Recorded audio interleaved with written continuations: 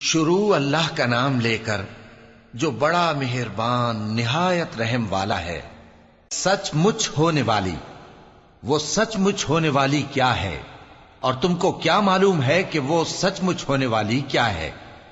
وہی کھڑکھڑانے والی جس کو سمود اور عاد دونوں نے جھٹلایا۔ سو سمود تو زبردست زلزلے سے ہلاک کر دیے گئے، رہے عاد تو ان کو نہایت زوردار آندھی سے تباہ کر دیا گیا۔ اللہ نے اس کو 7 رات اور 8 دن ان پر چلائے رکھا۔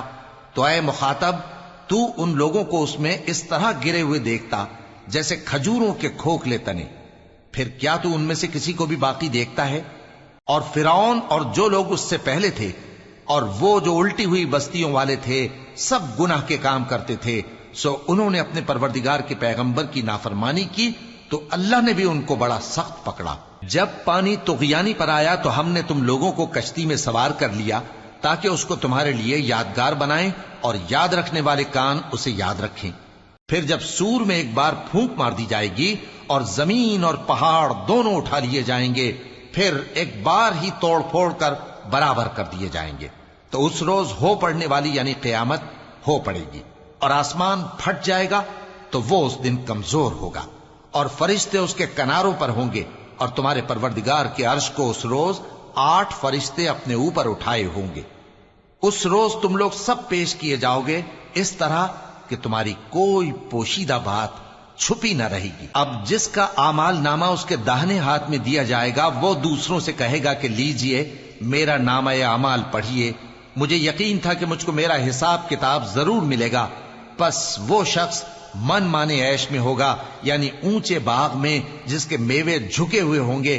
ان سے کہا جائے گا کہ جو اعمال تم ایام گزشتہ میں آگے بھیج چکے ہو، ان کے عوض مزے سے کھاؤ اور پیو۔ اور جس کا نامہ اعمال اس کے بائیں ہاتھ میں دیا جائے گا تو وہ کہے گا، اے کاش مجھ کو میرا اعمال نامہ نہ دیا جاتا اور مجھے معلوم نہ ہوتا کہ میرا حساب کیا ہے۔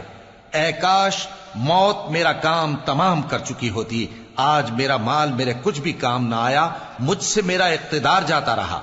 حکم ہوگا کہ اسے پکڑ لو، اب اسے طوق پہنا دو، پھر دوزخ کی آگ میں اسے جھونک دو، پھر زنجیر سے جس کی لمبائی 70 گز ہے جکڑ دو۔ یہ نہ تو اللہ عظمت والے پر ایمان لاتا تھا اور نہ فقیر کے کھانا کھلانے کی ترغیب دیتا تھا، سو آج اس کا بھی یہاں کوئی دوست نہیں اور نہ اس کے لیے کوئی کھانا ہے سوائے زخموں کے دھون کے، جس کو گناہگاروں کے سوا کوئی نہیں کھائے گا۔ سو میں ان چیزوں کی قسم کھاتا ہوں جو تم کو نظر آتی ہیں اور ان کی جو تمہیں نظر نہیں آتی، کہ یہ قرآن ایک معزز فرشتے کا پہنچایا ہوا کلام ہے، اور یہ کسی شاعر کا کلام نہیں، مگر تم لوگ بہت ہی کم ایمان لاتے ہو، اور نہ کسی کاہن کا قول ہے، لیکن تم لوگ بہت ہی کم غور و فکر کرتے ہو۔ یہ رب العالمین کا اتارا ہوا ہے۔ اور اگر یہ پیغمبر ہماری نسبت کوئی بات جھوٹ بنا لاتے تو ہم ان کا داہنا ہاتھ پکڑ لیتے، پھر ان کی رگے گردن کاٹ ڈالتے، پھر تم میں سے کوئی ہمیں اس سے روکنے والا نہ ہوتا۔ اور یہ کتاب تو پرہیزگاروں کے لیے نصیحت ہے، اور ہم جانتے ہیں کہ تم میں سے بعض اس کو جھٹلانے والے ہیں۔ نیز یہ کافروں کے لیے موجب حسرت ہے، اور کچھ شک نہیں کہ یہ یقین کرنے کے لائق ہے۔ سو تم اپنے پروردگار عظیم کے نام کی تسبیح کرتے رہو۔